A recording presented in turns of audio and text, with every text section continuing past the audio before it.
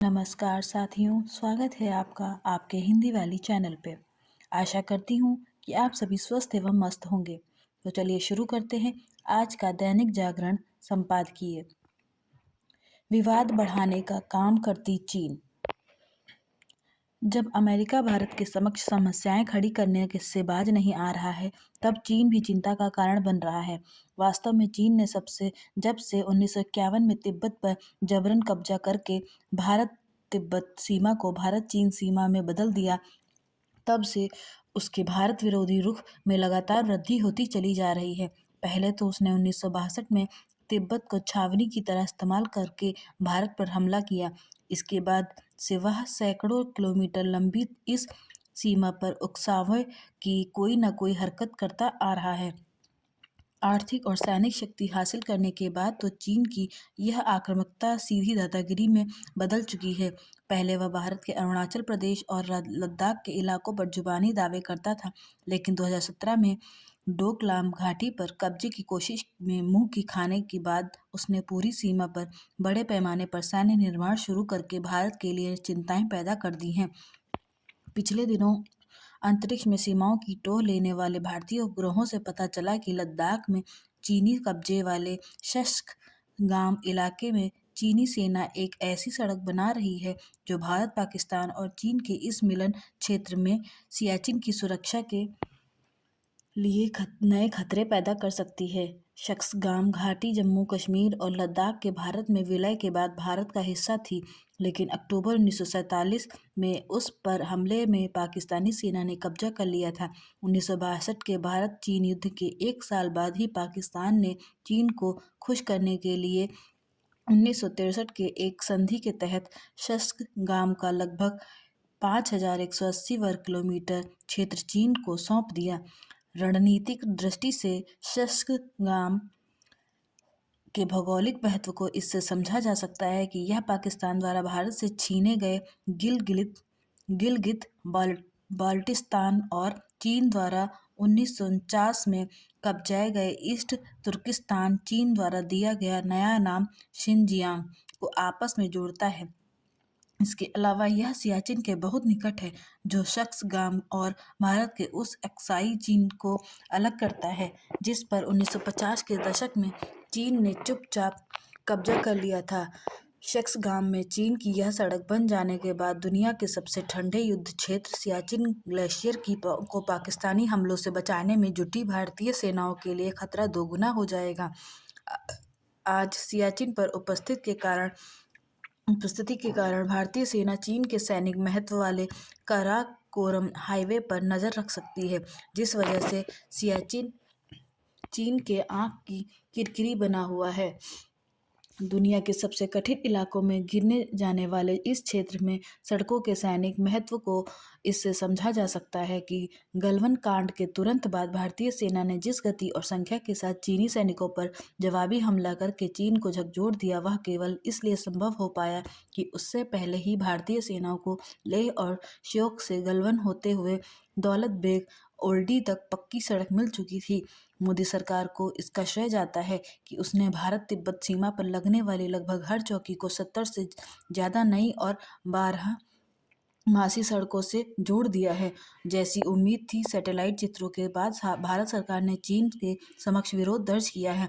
न केवल विदेश मंत्रालय के प्रवक्ता बल्कि थल सेना अध्यक्ष ने भी चीन को याद दिलाया है कि शक्सगाम घाटी एक भारतीय क्षेत्र है और उसे चीन को सौंपने वाला 1963 का पाकिस्तान चीन समझौता गैर कानूनी और अस्वीकार्य है।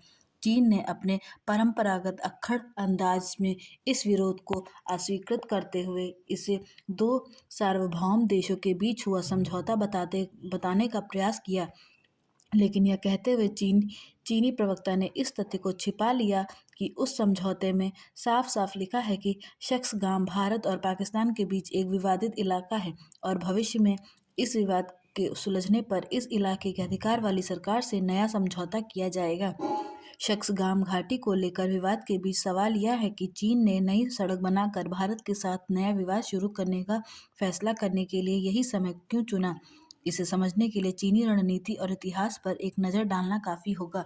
1912 में स्वतंत्र चीनी गणराज्य की स्थापना के बाद चीन ने तिब्बत, दक्षिणी मंगोलिया और मंचूरिया पर कब्जा करके जिन 14 देशों के साथ सीमाएं साझा की हैं, उनमें से 12 में से अधिकांश के साथ उसने सीमा समझौते ऐसे मौके पर किए जब वे किसी न किसी कारण से कमज़ोर थे और चीन के दबाव में थे। लेकिन भारत और भूटान के साथ उसने सीमा समझौते इस कारण टाले हुए हैं कि धीरे धीरे लक्षित इलाकों में उनकी जमीन हड़पने के बाद ही और उचित अवसर आने पर ही वह ये समझौते करेगा। चीन ने एशिया में हर बड़ी सैन्य कार्रवाई के लिए ऐसे समय का चुनाव किया जब बड़ी शक्तियां किसी बड़े विवाद में उलझी हुई थी। उदाहरण के लिए तिब्बत पर कब्जा जमाने के लिए उसने मुख्य सैनिक हमला तब किया था जब उसने सोवियत संघ के साथ मिलकर उत्तरी कोरिया और दक्षिणी कोरिया के बीच युद्ध शुरू करके अमेरिका को इस झगड़े में उलझा दिया। इसके बाद 1962 में उसने अक्टूबर में भारत पर तब हमला किया जब क्यूबा में सोवियत संघ और अमेरिका के बीच परमाणु हथियारों की तैनाती को लेकर पूरी दुनिया का ध्यान इस तनाव पर टिका हुआ था। आज भारत के एकमात्र भरोसेमंद दोस्त रूस ने खुद ये को यूक्रेन के साथ अपने अंतहीन युद्ध में उलझा लिया है और इस कारण काफ़ी कमज़ोर हो चुका है। चीन विरोध के नाम पर भारत की मदद का फैसला कर सकने वाला अमेरिका भी इस समय दुनिया भर के साथ आर्थिक टकराव में बुरी तरह उलझा हुआ है। ऐसे में भारत के लिए चीन की ओर से किसी अनुचित कार्रवाई का खतरा पहले से अधिक है। शक्सगाम में चीन का नया कदम एक ऐसी चेतावनी है जिस पर भारत को पूरी तरह चौकस रहने की आवश्यकता है। उस पर भरोसा नहीं किया जा सकता। मुख्य धारा के विकास से जुड़ती महिलाएं।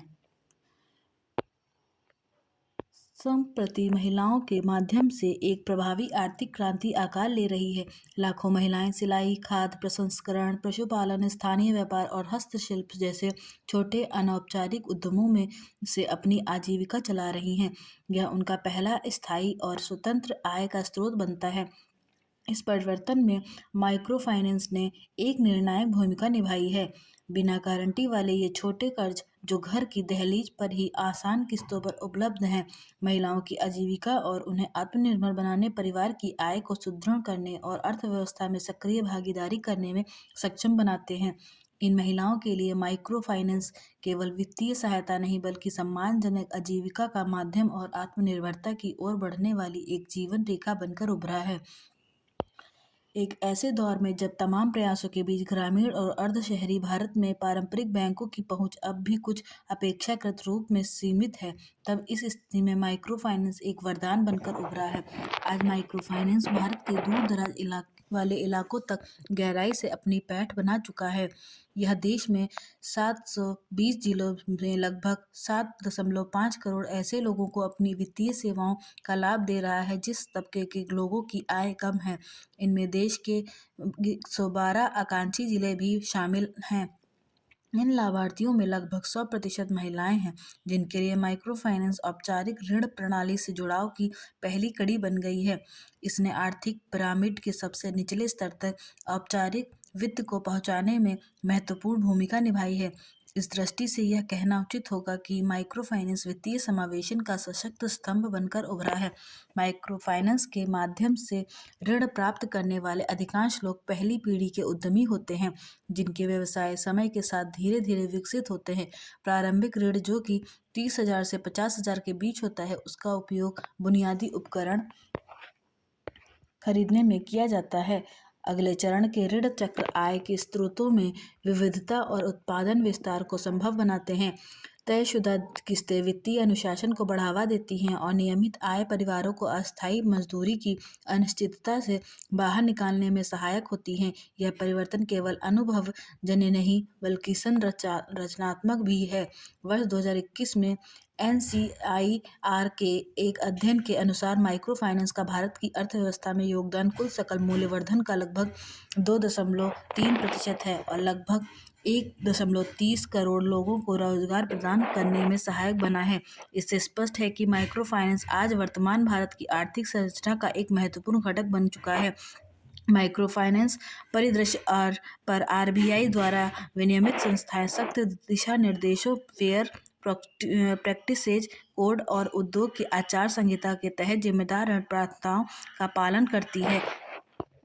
जिससे महिला उधारकर्ताओं की सुरक्षा सुनिश्चित होती है। आरबीआई के अनुसार किसी उधारकर्ता की कुल माइक्रो फाइनेंस ऋण चुकौती उसकी घरेलू आय के 50% से अधिक नहीं हो सकती। इसके साथ ही आरबीआई द्वारा मान्यता प्राप्त स्वनियामक संगठन माइक्रो फाइनेंस इंडस्ट्री नेटवर्क यानी MFIN द्वारा निर्धारित प्राविधान भी लागू होते हैं। इसमें उधार की सीमा को निर्धारित कर ऋण जोखिम को कम किया जाता है। इसके साथ ही त्रिस्तरीय शिकायत निवारण प्रणाली भी मौजूद है, जिसमें MFIN दूसरे स्तर की व्यवस्था को 24 घंटे संचालित करता है। ये सभी सुरक्षा प्राविधान जवाबदेही सुनिश्चित करते हैं, उधारकर्ताओं की रक्षा करते हैं और समग्र सेक्टर की दीर्घकालिक स्थिरता को मजबूती प्रदान करते हैं। इसके बावजूद, अपने प्रमाणित प्रभाव के बावजूद माइक्रो फाइनेंस सेक्टर इस समय गंभीर नकदी संकट से जूझ रहा है। इसके कारण करीब 50 लाख जरूरतमंद औपचारिक ऋण व्यवस्था से बाहर हो गए हैं। इससे उनके फिर से साहूकारों और बिना नियमन वाली अनौपचारिक ऋण व्यवस्थाओं के शिकंजे में फंसने का जोखिम बढ़ गया है। ऐसे में आर्थिक रूप से कमजोर वर्गों को महंगे कर्ज के दुष्चक्र में फंसने से बचाने के लिए संगठित और विनियमित माइक्रो फाइनेंस में औपचारिक वित्त का प्रवाह बनाए रखना आवश्यक हो गया है। प्रभाव के स्तर पर भी देखा जाए तो आय अर्जन में इससे इतर माइक्रो फाइनेंस का सामाजिक प्रभाव गहरा और स्थायी है। यह महिलाओं की घरेलू निर्णय भूमिका को सशक्त करता है, शिक्षा स्वास्थ्य में निवेश बढ़ाता है और बचत की आदत को प्रोत्साहित करता है। जैसे जैसे महिलाएं वित्तीय योगदानकर्ता और रोजगार सृजनकर्ता बनती हैं, वे परिवार और समुदाय दोनों में सामाजिक सम्मान और आर्थिक आत्मनिर्भरता हासिल करती हैं। महिला केंद्रित विकास की दिशा में बढ़ते भारत के लिए निरंतर पूंजी प्रवाह और सशक्त नियामक निगरानी के साथ माइक्रो फाइनेंस एक बुनियादी स्तंभ बना रहेगा, जो आजीविका के माध्यमों को मजबूत कर भारत की विकास गाथा में योगदान देने में सक्षम बन रहा है।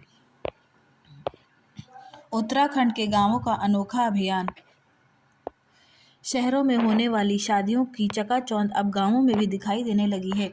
इसमें आम परिवारों पर आर्थिक बोझ बढ़ता जा रहा है। इसी बीच उत्तराखंड के जनजातीय क्षेत्र जौनसार बावर के 2 गांवों ने एक अनोखा निर्णय लिया है कि वहां की महिलाएं अब शादी ब्याह में सीमित गहने पहनेंगी।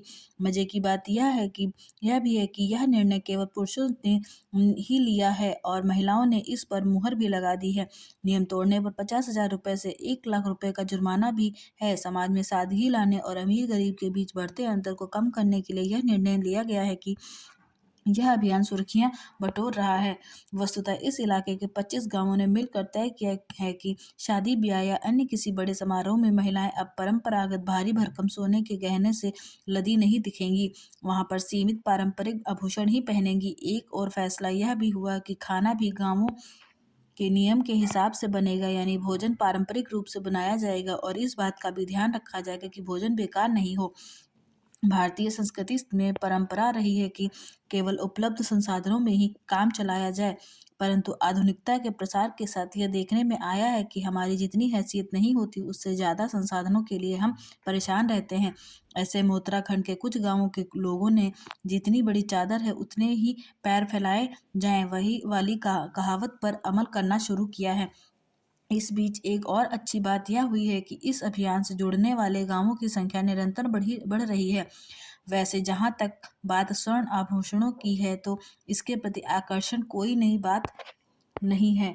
इस धातु को प्राचीन सभ्यता काल में भी विशेष सम्मान प्राप्त था। सिंधु घाटी सभ्यता काल में स्वर्ण आभूषणों के होने के पुख्ता प्रमाण मिलते हैं। आज के मॉडर्न युग में भी युवतियों को पुराने जेवर बेहद पसंद आते हैं, इसलिए उस दौर के गहने बड़े चाव से पहने जाते हैं। प्राचीन काल में भारत में पारे से भी सोना बनाए जाने का उल्लेख मिलता है। चरक संहिता में ईसा से 300 वर्ष पूर्व स्वर्ण तथा उसकी भस्म औषधि के रूप में काम आती थी। कहते हैं सोना गर्म धातु है, इसलिए इसमें पक्का खाना खाने में से शरीर में एनर्जी के अलावा त्वचा में चमक भी आती है। सोने के गिलास में पानी पीने के ढेरों फायदे हैं, लिहाजा पुराने स्वर्ण आभूषणों के प्रति प्रेम कायम है, परंतु इसके प्रति बढ़ता दिखावा समाज में विकृति भी प्रसारित कर रहा है। जाहिर सी बात है, यदि दिखावा कम हो जाए तो बहुत सारी समस्याओं का निदान स्वयं ही निकल आएगा। उत्तराखंड के गांवों से देश के दूसरे गांवों को भी सीख लेनी चाहिए। विश्व के लिए संकट बढ़ाते ट्रंप। ट्रंप के रवैये से ग्रस्त दुनिया विषय पर प्रकाशित हर्ष वी पंत का लेख बहुसामयिक है। एक ओर तो ट्रंप नोबेल शांति पुरस्कार के लिए अपना दावा करते रहे हैं, तो वेनेजुएला के राष्ट्रपति को उनकी पत्नी सहित घर से उठा लेना और अमेरिकी जेल में कैद रखना आखिर किस देश के मुखिया को शोभा देता है। ग्रीनलैंड पर कब्जे को लेकर भी वे आक्रामक रुख अपनाए हुए हैं। यह कुछ और नहीं, एक महाशक्ति देश के मुखिया का अहंकार ही है। पूरा यूरोप आज ट्रंप के विरुद्ध मुखर है। आज पूरी दुनिया ट्रंप टैरिफ से परेशान है। ट्रंप जब सत्ता में आए तो उनका पूरा लक्ष्य अमेरिका फर्स्ट था, पर अब वे अमेरिका को और संकट में डालने का काम कर रहे हैं। खुद अमेरिकी नागरिक उनकी नीतियों से परेशान है, क्योंकि इससे वह महंगाई बढ़ रही है। उनकी दमनकारी नीतियों से तमाम देशों के समक्ष संप्रभुता का संकट पैदा हो गया है। ऐसे में भारत को भी अमेरिका के साथ सक्रियता के मामले में संभल कर कदम उठाने होंगे। संवेदना के बिना राजनीति खोखली। लोकतंत्र में राजनीति का उद्देश्य सत्ता प्राप्त करना नहीं, बल्कि मानवीय जीवन को अधिक सुरक्षित, गरिमामय और न्यायपूर्ण बनाना होना चाहिए। लेकिन हाल के वर्षों में यह देखने में आ रहा है कि राजनीति धीरे धीरे मानवीय संवेदनाओं से दूर होती जा रही है। चुनावी लाभ, बयानबाजी और आरोप प्रत्यारोप के शोर में आम आदमी की पीड़ा अक्सर हाशिए पर चली जाती है। चाहे दुर्घटनाओं में जान गंवाने वाले लोग हों, प्राकृतिक आपदाओं से उजड़े परिवार हों या बुनियादी सुविधाओं की कमी में जूझते नागरिक, राजनीतिक प्रतिक्रियाएं प्रायः औपचारिक संवेदनाओं तक सीमित रह जाती हैं। शोक संदेश जारी हो जाते हैं, मुआवजे की घोषणाएं कर दी जाती हैं, लेकिन समस्याओं की जड़ तक पहुंचने और दीर्घकालिक समाधान खोजने की इच्छा शक्ति कम ही दिखाई देती है। मानवीय जीवन की गरिमा तब है और आहत होती है जब व्यस्त घटनाएं राजनीतिक आरोपों का माध्यम बन जाती हैं। पक्ष और विपक्ष एक दूसरे पर जिम्मेदारी डालने में लग जाते हैं, जबकि पीड़ित परिवार न्याय और सहारे की प्रतीक्षा करते रहते हैं। यह प्रवृत्ति न केवल राजनीति की गुणवत्ता को गिराती है, बल्कि समाज में संवेदनहीनता को भी बढ़ावा देती है। राजनीति और मानवता के बीच संतुलन बनाए रखना आज की सबसे बड़ी आवश्यकता है। जनप्रतिनिधियों को यह समझना होगा कि हर आंकड़े के पीछे एक जीवन, एक परिवार और एक भविष्य जुड़ा होता है। नीतियां तभी सार्थक होंगी जब वे कागजों से निकलकर जमीन पर इंसान के जीवन में सकारात्मक बदलाव लाएं। आवश्यक है कि राजनीति को फिर से मानवीय मूल्यों से जोड़ा जाए, जहां जवाबदेही, करुणा और दूरदर्शिता केवल भाषणों तक सीमित न हो। तभी लोकतंत्र मजबूत होगा और नागरिकों का विश्वास व्यवस्था में बना रह सकेगा। मुफ्त की रेवड़ियां।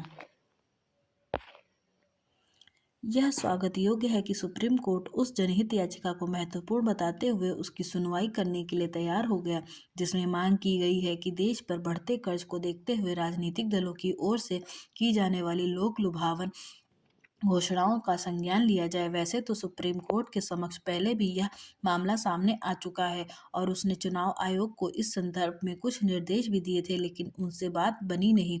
इसकी अनदेखी नहीं की जा सकती कि राजनीतिक दल चुनाव आते ही जनता को लुभाने के लिए जन कल्याण के नाम पर मुफ्त में सुविधाएं और रियायत देने वाली घोषणाएं करने लगते हैं। कुछ दल तो सीधे सीधे धन देने की घोषणा भी करने लगे हैं, क्योंकि ऐसी घोषणाएं चुनाव जीतने में सहायक बनने लगी हैं, इसलिए उनका सिलसिला तेज होता जा रहा है। एक समय जो काम तमिलनाडु में होता था, वह अब शेष देश में भी होने लगा है। स्थिति यह है कि जो भाजपा लोक लुभावन योजनाओं को मुफ्त की रेवड़ी बताती थी, वह भी ऐसी योजनाओं की घोषणा करने लगी है। मुफ्त की योजनाएं यह कहकर शुरू की जाती हैं कि इससे निर्धन वंचित तबके को लाभ मिलेगा और उनका आर्थिक उत्थान होगा, लेकिन यह देखने में आ रहा है कि ऐसी योजनाएं न केवल सरकारी खजाने पर बोझ बनती हैं, बल्कि निर्धन वर्गों को सरकार पर निर्भर भी बनाती हैं। निसंदेह भारत जैसे निर्धन आबादी वाले देश में सरकारों को गरीब एवं वंचित लोगों की चिंता करनी होगी और उनके आर्थिक उत्थान के लिए कुछ विशेष प्रयत्न भी करने होंगे, लेकिन इसका यह अर्थ नहीं हो सकता कि जन कल्याण के नाम पर आर्थिक नियमों की अनदेखी कर दी जाए। फिलहाल ऐसा ही हो रहा है। लोक लुभावन घोषणाओं पर लगाम लगाने के लिए पहली आवश्यकता तो इसकी है कि इसे परिभाषित किया जाए कि वास्तविक जन कल्याण क्या है और सरकारों को उसे कैसे करना चाहिए। ऐसी किसी योजना में को जन कल्याणकारी नहीं कहा जा सकता जो लोगों को आत्मनिर्भर न बनाए, यानी उन्हें अपने पैरों पर खड़े होने के लिए प्रेरित न करे। जन कल्याण के नाम पर ऐसी योजनाएं स्वतंत्र एवं निष्पक्ष चुनावों के विपरीत है, जिनका एकमात्र उद्देश्य लोगों को लालच देकर उनके वोट हासिल करना होता है। सुप्रीम कोर्ट को यह भी देखना होगा कि राजनीतिक दल जन कल्याण के बहाने लोक लुभावन घोषणाएं करते समय राज्य विशेष की आर्थिक स्थिति का ध्यान रखें। उन्हें ऐसी योजनाएं शुरू करने की अनुमति नहीं मिलनी चाहिए जो राज्य की आर्थिक स्थिति को डामाडोल करे और उनके पास बुनियादी विकास के काम करने के लिए भी धन का अभाव व्याप्त हो जाए। ध्यान रहे, कई राज्यों को अपने कर्मचारियों को समय पर वेतन देने की भी लाले पड़े हैं। सही कार्यवाही। उत्तराखंड के दून मेडिकल कॉलेज में रैगिंग के दोषियों पर कॉलेज प्रशासन ने सख्त कार्रवाई की है। एंटी रैगिंग कमेटी ने 2 अलग-अलग मामलों में 9 छात्रों को दोषी पाते हुए हॉस्टल से निलंबन व जुर्माने की कार्रवाई की। वर्ष 2023 और 2024 के रैगिंग के इन मामलों में कार्रवाई भले ही देर से हुई हो, लेकिन यह संदेश देने में कॉलेज प्रशासन सफल रहा है कि रैगिंग करने वालों को किसी भी हाल में बख्शा नहीं जाएगा। शिक्षा के मंदिरों में रैगिंग जैसी विकृति को जड़ से खत्म किया जाना आवश्यक है। इसके लिए सख्त नियम कानून बने हैं। इसके बावजूद छात्रों में रैगिंग करने की प्रवृत्ति कैसे घर कर रही है, यह चिंता व चिंतन का विषय है। मेहनत से प्रवेश परीक्षा उत्तीर्ण करने के बाद डॉक्टर, इंजीनियर बनने की राह पर कदम रखने वाले छात्रों से ऐसी मानसिकता की उम्मीद नहीं की जाती। अनुशासन पठन पाठन का अभिन्न हिस्सा है। बिना अनुशासन के किसी भी लक्ष्य को हासिल नहीं किया जा सकता। ऐसे में रैगिंग जैसे कुकृत्य युवाओं को भटकाव की ओर ही ले जाते हैं। कॉलेज प्रशासन को भी चाहिए कि प्रवेश के समय ही छात्रों को अच्छे से काउंसलिंग करें, ताकि यह सुनिश्चित हो सके कि कॉलेज में अनुशासन बनाए रखने में छात्र सहभागी बनेगा। अभिभावकों को भी जिम्मेदारी लेनी होगी।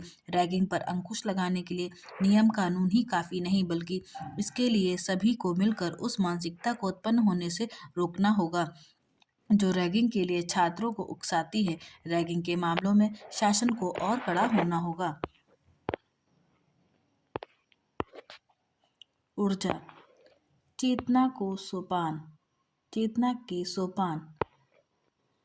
हमारे मनीषियों ने मानव अस्तित्व को 4 विशिष्ट श्रेणियों में विभक्त किया है, जो आत्मिक समुन्नति के विभिन्न सोपानों को दर्शाती है।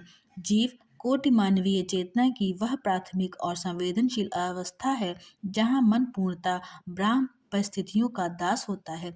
इस धरातल पर मनुष्य सुख की मंद मंद सुगंधित शीतल वायु से प्रफुल्लित हो दुख के झंझावतों से तत्काल विचलित हो उठता है। यह अवस्था पराधीनता की परिचायक है, जहाँ व्यक्ति का आंतरिक संतुलन पूर्णतः ब्रह्म जगत के अधीन होता है। जब मनुष्य विवेक और आत्म संयम का संबल पाकर द्वंद्वों से ऊपर उठता है, तब वह आत्मा कोटि में प्रवेश करता है। यह अवस्था स्थित प्रज्ञता की है, जहाँ व्यक्ति सुख और दुख दोनों ही परिस्थितियों में ही हिमालय की भांति अडिग और धैर्यवान रहता है। यहाँ परिस्थितियाँ बदली तो हैं, किंतु वे अंतरात्मा को शांति को भंग नहीं कर पाती। चेतना का और अधिक विस्तार होने पर महात्मा कोटि का प्राकट्य होता है। इस सोपान पर व्यक्ति अपनी क्षुद्र स्व की सीमा को लांघकर सर्व के कल्याण में ही अपनी सार्थकता ढूंढता है। यहाँ सेवा केवल एक कार्य नहीं, अपितु जीवन का नैसर्गिक धर्म बन जाता है। निष्काम भाव से लोक मंगल के लिए स्वयं को अर्पित कर देना ही इस श्रेणी की पराकाष्ठा है। अंततः समस्त सीमाओं से परे वह आत्मा कोटि है जो अनंत कोटि ब्रह्मांडों का अधिष्ठान है।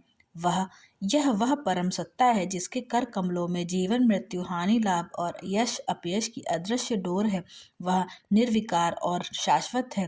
परमात्मा वह आदि और अंत है, जहाँ पहुंचकर साधक और साध्य का भेद मिट जाता है। जीव का इस परम तत्व की ओर अग्रसर होना ही मानव जीवन की चरम परिणति है। आशा करती हूँ कि आपको यह वीडियो पसंद आई होगी। ऐसी वीडियोस देखने सुनने के लिए हमारे चैनल को लाइक और सब्सक्राइब करें। धन्यवाद।